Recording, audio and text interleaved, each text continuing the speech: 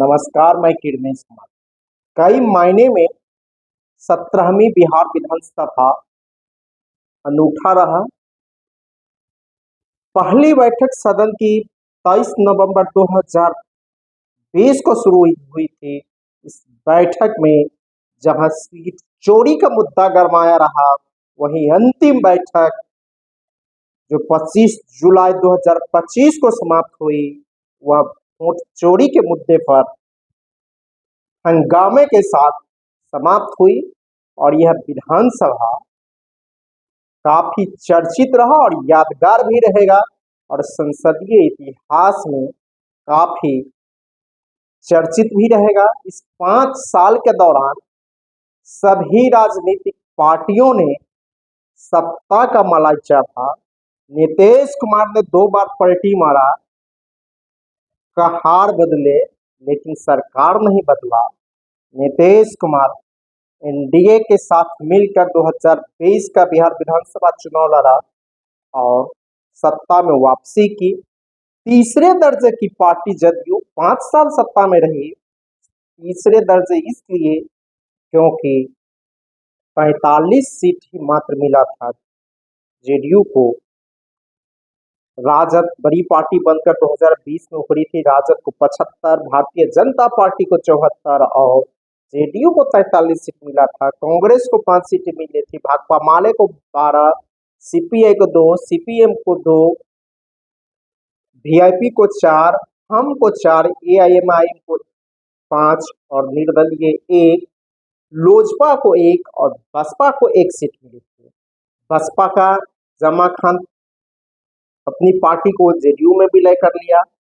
लोजपा के राजकुमार सिंह अपनी पार्टी का विलय जदयू में कर लिया और जदयू की संख्या तो 45 से बढ़कर 45 हो गया। जमा खान को मंत्री पद मिला तो राजकुमार सिंह सचेतक बनते रह गए।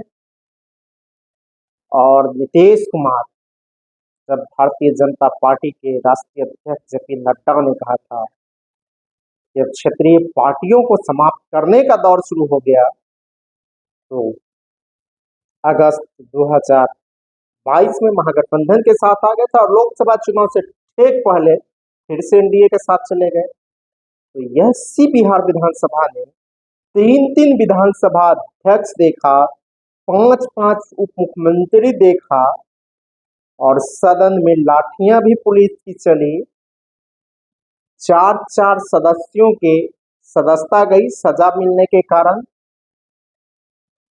और जब यह सदन शुरू हुई थी, उस समय काफी कांटे का मुकाबला था, जहां विपक्ष और सत्ता पक्ष में कुछ ही सीटों का अंतर रह गया था और 12,000 वोट महागठबंधन की तुलना में एनडीए को ज्यादा आया था।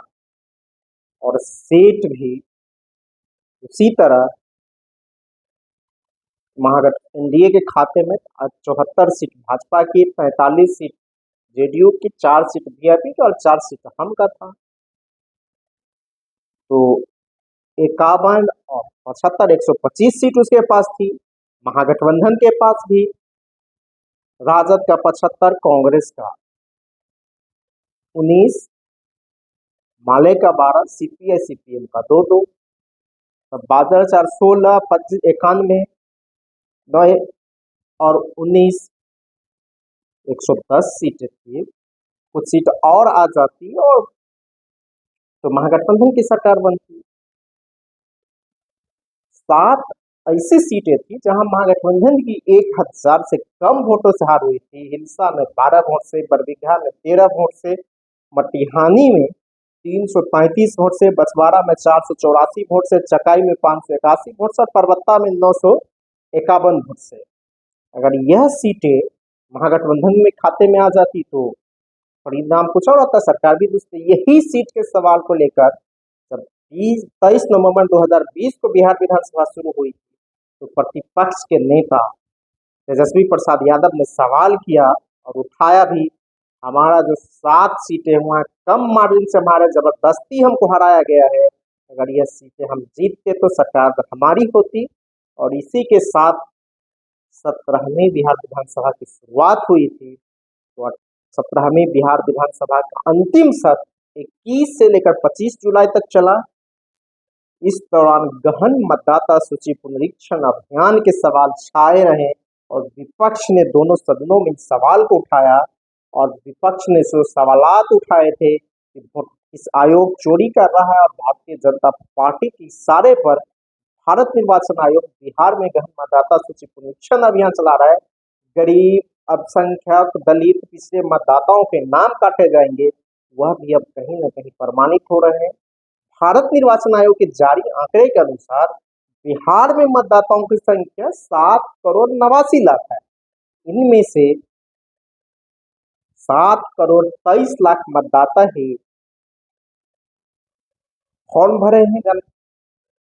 66 लाख मतदाताओं के नाम सूची से कटना तय हो गया है। 1 अगस्त को औपबंधिक सूची आएगी। इस पर दावा एवं आपत्तियां 1 सितंबर तक ली जाएगी। 30 सितंबर को अंतिम मतदाता सूची प्रकाशित होगी। उसके बाद 18वीं बिहार विधानसभा के चुनाव हो सकते। इसी सवाल को लेकर विपक्ष सवाल कर रहा था, सदन में हंगामा भी हुआ।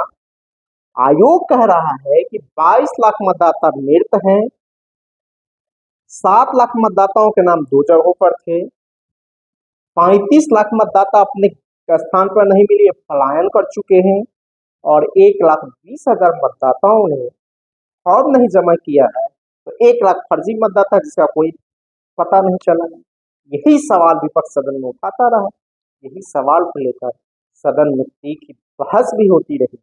अगर बिहार विधानसभा के देखा जाए 5 साल के कार्यकाल में, इस विधानसभा में 3 विधानसभा अध्यक्ष देखे। जब 2020 में एनडीए की सरकार बनी तो विजय कुमार सिन्हा बिहार विधानसभा के अध्यक्ष चुने गए।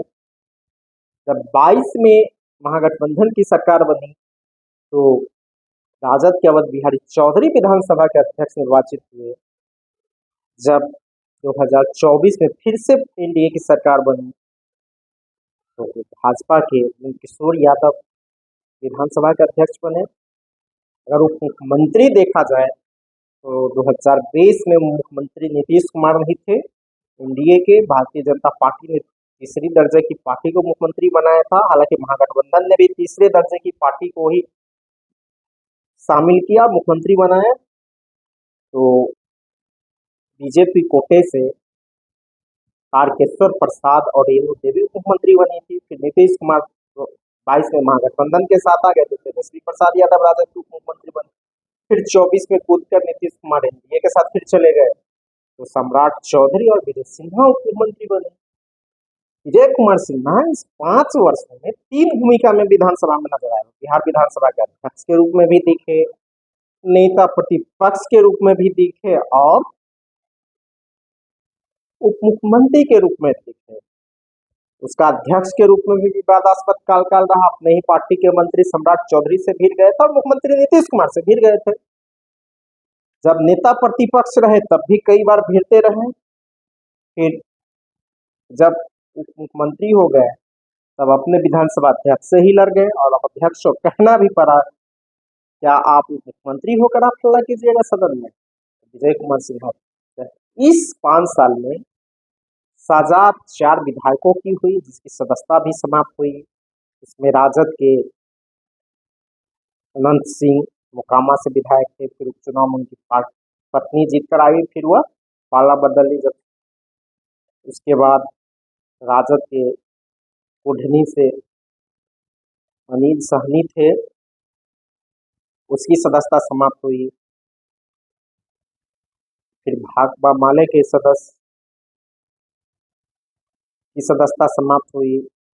हाल ही में भाजपा के मिश्री लाल यादव की सदस्यता समाप्त हुई थी और फिर उसकी सदस्यता बहाल भी कर दी गई है। तो यूं कहा जाए 4 सदस्यों की सदस्यता भी समाप्त हुई। 4 लोकसभा के सदस्य भी निर्वाचित हो गए। भाकपा माले के सुदामा प्रसाद लोकसभा के सदस्य निर्वाचित हुए। राजद के सुरेंद्र यादव लोकसभा के सदस्य निर्वाचित हुए। राजद के ही सुधाकर सिंह लोकसभा के सदस्य निर्वाचित हो गए। के जीतन राम मांझी भी लोकसभा के सदस्य निर्वाचित हुए और इन सीटों पर उपचुनाव भी हुए और ये लोग महागठबंधन की इन 4 सीटों पर हार का भी सामना करना। तो 5 साल में बिहार विधानसभा ने कई रूप देखे हैं। सदन में पहली बार मारपीट भी हुई। विजय कुमार सिन्हा जब विधानसभा अध्यक्ष थे तो विपक्षी दलों के विधायकों को जमकर पिटाई हुई थी। महिला विधायकों के साथ अभद्र व्यवहार किया गया था, उसके कपड़े फाड़े गए थे, खींच कर मारा गया था।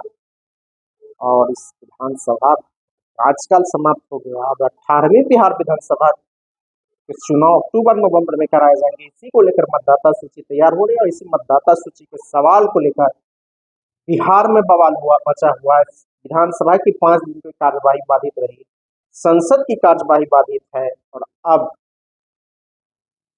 विधानसभा का विधान परिषद के मानसून सत्र समाप्त हो गए। विधायकों का आने जाने का दौर भी शुरू होगा। इसी दौरान राजद ने फरवरी 2024 में अपने 6 विधायकों नीलम देवी, प्रहलाद यादव, चेतन आनंद, संगीता कुमारी,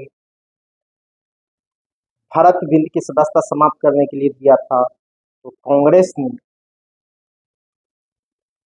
मुरारी गौतम और सिद्धार्थ की सदस्यता समाप्त कर, लेकिन इन विधायकों की सदस्यता भी समाप्त नहीं हुई। ये लोग सत्ता पक्ष के साथ बैठते रहे और कई फेरबदल होंगे। चुनाव का शंखनाद हो गया। मानसून सत्र समाप्त होने के साथ ही चुनाव के शंखनाद भी शुरू हो गए और सभी पार्टियां 18वीं बिहार विधानसभा चुनाव की तैयारी में मुस्तैदी के साथ कूद पड़ी है। धन्यवाद। अगर आपको ये खबर अच्छी लगी तो चैनल को सब्सक्राइब करना नहीं भूलें और बेल आइकन जरूर दबाएं।